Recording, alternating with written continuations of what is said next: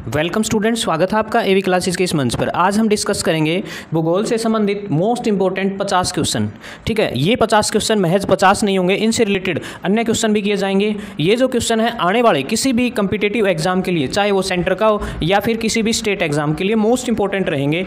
तो सबसे पहले हम शुरुआत करते हैं और जो अपना टॉपिक है वो ज्योग्राफी है। जैसा कि आपको दिखाई दे रहा होगा, भूगोल से संबंधित सारे के सारे क्वेश्चन यहाँ कवर करने का काम करेंगे, जो कि इंडियन ज्योग्राफी तथा वर्ल्ड ज्योग्राफी दोनों ही से ही संबंधित होंगे। सबसे पहले बात करूं मैं क्वेश्चन नंबर फर्स्ट की। तो क्वेश्चन नंबर फर्स्ट देखिए आप अपनी स्क्रीन पर। भूगोल का जनक या फिर भूगोल का पितामह या फिर फादर ऑफ ज्योग्राफी किसे कहा जाता है? इरेटोस्थनीज को, हेरोडोटस को, हिप्पोकर्स को, या इनमें से कोई नहीं? तो आपका राइट आंसर रहेगा इरेटोस्थनीज। याद रखेंगे, भूगोल का पिता किसे कहा जाता है? इरेटोस्थनीज को। ठीक है, नेक्स्ट क्वेश्चन देखिए आपकी स्क्रीन पर। अगला जो सवाल है आपके लिए, अगला है भूगोल के लिए ज्योग्राफी का शब्द जो है सर्वप्रथम किसने प्रयोग किया गया था, किसने किया था? ठीक है ना, यानी कि पहले इसको भूगोल बोलते हैं, भूगोल को ज्योग्राफी सबसे पहले किसने कहा था? जियोग्राफी जिसको बोलते हैं, वो हेरोडोटस ने कहा था, हिकेटियस ने कहा था, हिप्पोकर्स ने कहा था, या फिर इरेटोस्थनीज ने? तो आपका राइट आंसर रहेगा इरेटोस्थनीज। तो अपना सही जवाब जो है इरेटोस्थनीज रहेगा, और जो है इरेटोस्थनीज को ही हम क्या बोलते हैं? भूगोल का पिता। नेक्स्ट देखिए अगला सवाल आपके लिए आपकी स्क्रीन पर। नेक्स्ट क्वेश्चन नंबर थर्ड देखिए। मानव भूगोल का ये पार्ट है, मानव भूगोल यानी कि एक ज्योग्राफी का एक पार्ट होता है। मानव भूगोल का पिता निम्नलिखित में से किसे कहा जाता है? देखो, जो इरेटोस्थनीज था वो पूरी की पूरी भूगोल का पिता माना जाता है, लेकिन मानव भूगोल आपको पता होगा कि मानव भूगोल एक जो है भूगोल की ब्रांच ही है, ठीक है, शाखा है, तो है उसके पिता में किसे कहा जाता है?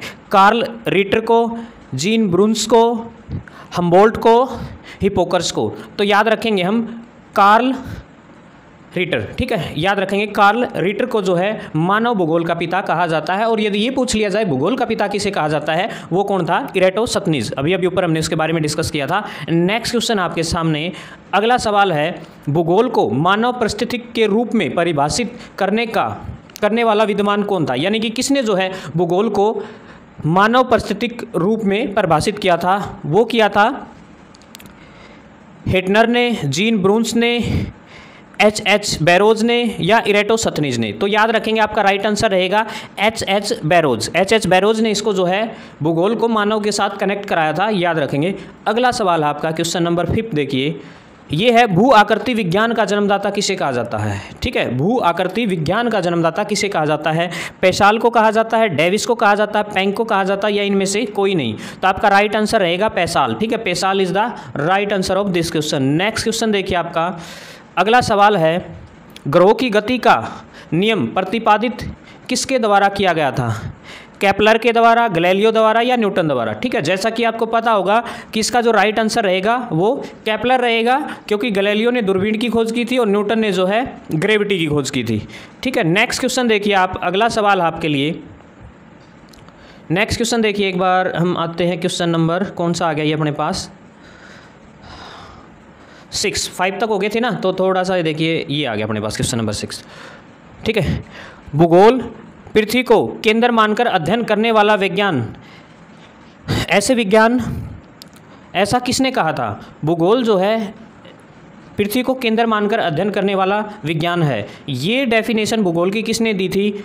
वारेनियस ने दी थी, टेलर ने दी थी, कांट ने दी थी, या इनमें से कोई नहीं? तो याद रखेंगे इसका आंसर रहेगा वारेनियस। ठीक है, वारेनियस ने ये जो है डेफिनेशन ज्योग्राफी की दी थी। अगला देखिए, अगला सवाल है आपके लिए, सौरमंडल के बारे में विश्व के समक्ष जानकारी प्रस्तुत करने का श्रेय किस विद्वान को जाता है? कोपरनिकस, ठीक है, केपलर, गैलीलियो? तो आपको दिखाई भी दे रहा होगा कोपरनिकस जो है इसका राइट आंसर रहेगा। ठीक है, अगला सवाल है क्वेश्चन नंबर 7। सूर्य के चारों ओर घूमने वाला खगोलीय पिंड क्या कहलाते हैं? ठीक है, सीधी सी बात है, ये सूर्य है, जैसे इसके चारों ओर जो है एक ऑर्बिट के अंदर घूमने वालों को क्या कहते हैं? ग्रह कहा जाता है। सीधी सी बात है, जो सूर्य के चारों तरफ एक ऑर्बिट में चक्कर लगाते हैं उन्हें क्या कहते हैं? ग्रह। उपग्रह वो होते हैं जो किसी भी ग्रह के चारों तरफ चक्कर लगाते हैं, जैसे चंद्रमा अपना उपग्रह है पृथ्वी का। ठीक है, पुच्छल तारा एक तारे की वेराइटी है, आपको पता होगा। ठीक है, तो नेक्स्ट देखिए अगला सवाल आपके लिए ज्योग्राफी का, बड़ा ही इंपॉर्टेंट टॉपिक है और मज़ेदार भी होता है ज्योग्राफी सब्जेक्ट, आपको पता होगा। भूगोल भूतल का अध्ययन है, ये किसके द्वारा कहा गया था? वारेनियस के द्वारा कहा गया था, टेलर के द्वारा कहा गया था, कांट के द्वारा, या फिर कार्ल रिटर के द्वारा? ये शब्द किसके द्वारा कहे गए थे, ये डेफिनेशन किसने दी थी, कांट ने। ठीक है, याद रखेंगे कांट ने। अगला जो क्वेश्चन है आपके लिए, सौर मंडल में फिलहाल कुल कितने ग्रह हैं। सौर मंडल में 12 ग्रह हैं, 10 ग्रह हैं, 9 ग्रह हैं या फिर 8 ग्रह हैं। कन्फ्यूजन यहाँ आती है 9 या 8 में से। तो फिलहाल जो है वर्तमान में 8 ग्रह ही माने जाते हैं, पहले 9 हुआ करते थे, लेकिन अब जो है प्लूटो जो कि ग्रह नहीं रहा। अगला सवाल आपके लिए, किसी ग्रह के चारों ओर परिक्रमा करने वाले आकाशीय पिंडों को क्या कहा जाता है। मतलब सीधी सी बात है, जो ग्रह के चारों ओर चक्कर काटते उसको क्या बोलते हैं। ठीक है, उनको बोलते हैं पुच्छल तारा, ग्रह या फिर उपग्रह या फिर सभी। तो क्या कहेंगे, आपको पता होगा, ग्रह के चारों ओर चक्कर लगाने वालों को क्या कहते हैं, उपग्रह। ठीक है, अगला सवाल आपके लिए, आपकी स्क्रीन पर क्वेश्चन नंबर 13 देखिए, आपके 12 सॉरी, क्वेश्चन नंबर 12 आपके पास, ग्रहों की गति का नियम प्रतिपादित किसके द्वारा किया गया था। केपलर के द्वारा, गैलीलियो के द्वारा या फिर न्यूटन के द्वारा। ठीक है, केपलर ने दिया था भाई, केपलर ने बताया था ग्रहों की जो गति का नियम है कैसे इनको प्रतिपादित किया था, वो केपलर के द्वारा ही किया गया था। नेक्स्ट गैलीलियो जिसने दूरबीन की खोज की थी, और न्यूटन जो है, न्यूटन ने ग्रेविटी की खोज की थी। अगला जो है आपके लिए, नॉर्वे में अर्धरात्रि के समय सूर्य कब दिखाई देता है, 21 जून। याद रखेंगे, जब भारत में सबसे बड़ा दिन होता है 21 जून, आपको पता होगा, उस दिन जो है नॉर्वे देश में अर्धरात्रि को सूर्य दिखाई देता, बिल्कुल आधी रात में सूरज दिखाई देगा भाई। ठीक है, अगला सवाल आपके लिए क्वेश्चन नंबर 14। ठीक है, सौरमंडल की खोज किसके द्वारा की गई थी, कोपरनिकस के द्वारा, आर्यभट्ट के द्वारा, कार्ल रिटर के द्वारा, केपलर के द्वारा। ठीक है, तो ये थी अपने पास कोपरनिकस। ठीक है, सौरमंडल की खोज किसने की थी, कोपरनिकस ने, और आर्यभट्ट ने जीरो की खोज की थी, और केपलर ने अभी ऊपर हमने बताया था कि जो ग्रहों की जो भी गति है उसका प्रतिपादित का नियम जो है केपलर के द्वारा दिया गया था। अगला सवाल आपके पास, सौरमंडल का जन्मदाता किसे कहा जाता है, पृथ्वी को कहा जाता है, शुक्र ग्रह को कहा जाता है, शनि को कहा जाता है या फिर सूर्य। जैसा कि आपको पता होगा, सूर्य को ही पृथ्वी का सौरमंडल का जन्मदाता कहा जाता है। ठीक है, सबसे बड़ा जो है सूर्य ही है।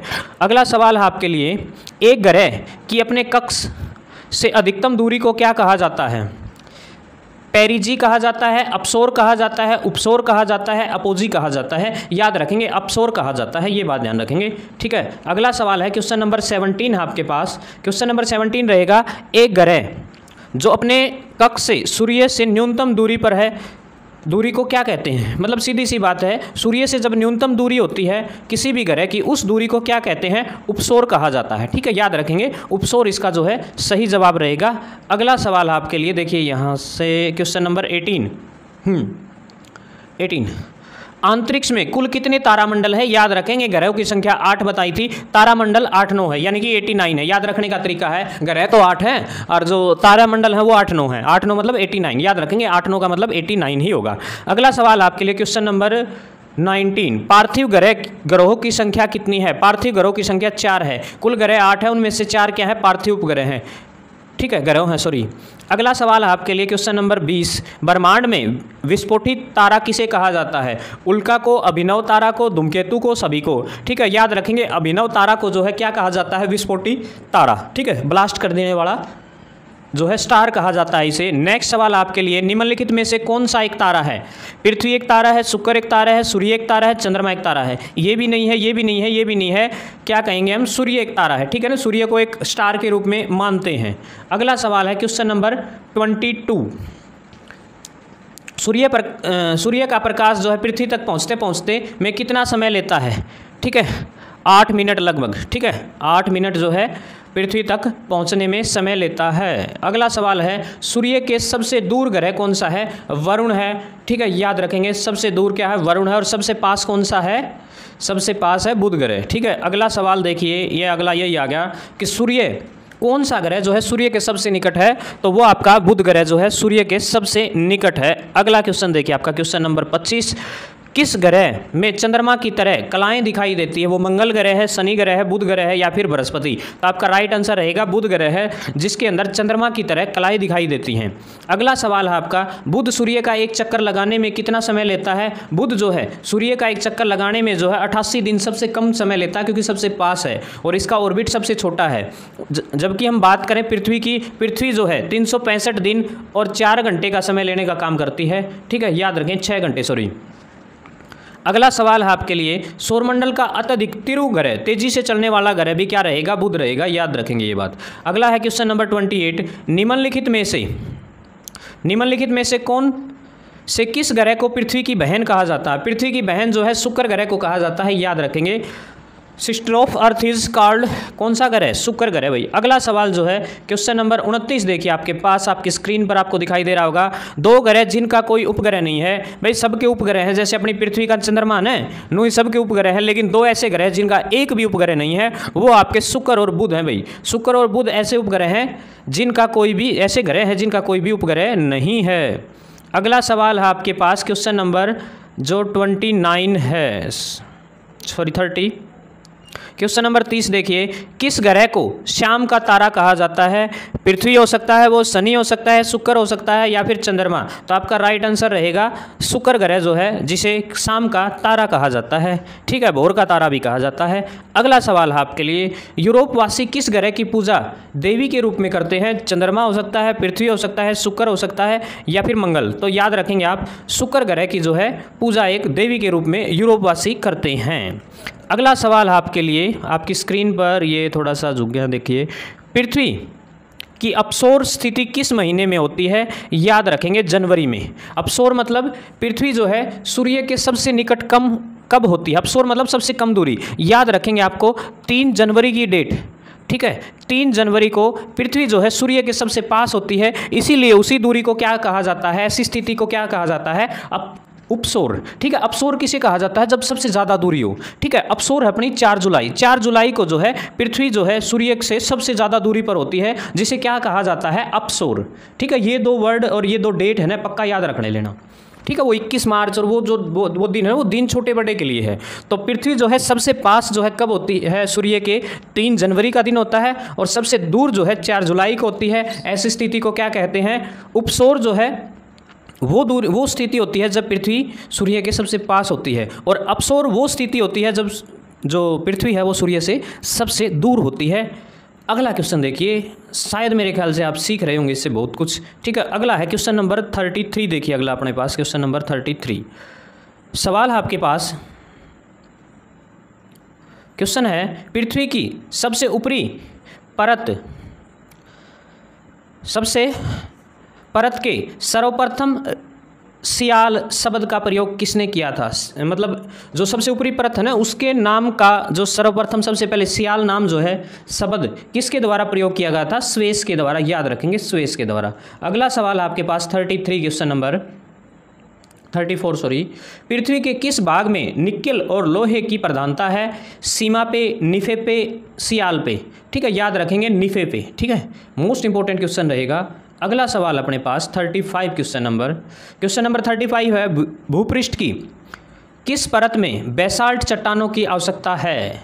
निफे, सीमा, सियाल, ये 3 परत हैं, याद रखेंगे। सीमा पे जो है किसकी? बेसाल्ट चट्टानों की आवश्यकता है। अगला देखिए क्वेश्चन नंबर 36 आपके सामने, क्वेश्चन नंबर 36 है, पृथ्वी की आंतरिक संरचना से संबंधित महत्वपूर्ण जानकारी का स्रोत क्या है? वो प्लेट विवर्तनिकी, जिसमें प्लेटें होती हैं वो सरकी कैसे, किस प्रकार जो है प्लेटें एक दूसरे से टकरा के पहाड़ों का निर्माण हुआ, ये चीज़ें।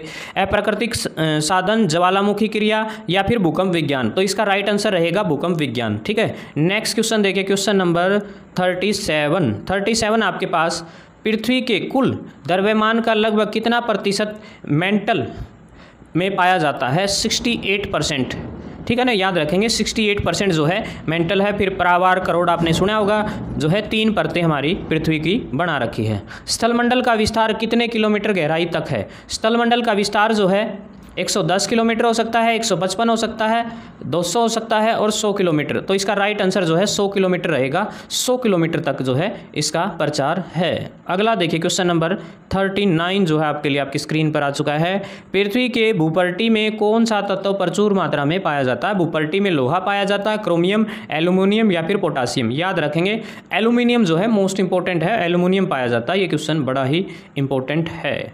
अगला देखिए क्वेश्चन नंबर 40 जो है हमारे पास आपके लिए, पृथ्वी के धरातल के कितने प्रतिशत भाग पर महाद्वीपों का विस्तार है? 29% है, लगभग 29.2% भाग पर क्या है? पृथ्वी है, महाद्वीपों का विस्तार है, ठीक है। अगला सवाल आपके लिए क्वेश्चन नंबर 41 जो है, 41 देखिए क्या लिखा है इसने, आपका सवाल है, पृथ्वी की ग्रह की संरचना में परावार के नीचे करोड़ निम्नलिखित में किससे बनी होती है? मतलब करोड़ किससे बनी होती है? ऊपर वाली को भूपर्टी, फिर परावार और अंदर वाली को करोड़ कहते हैं।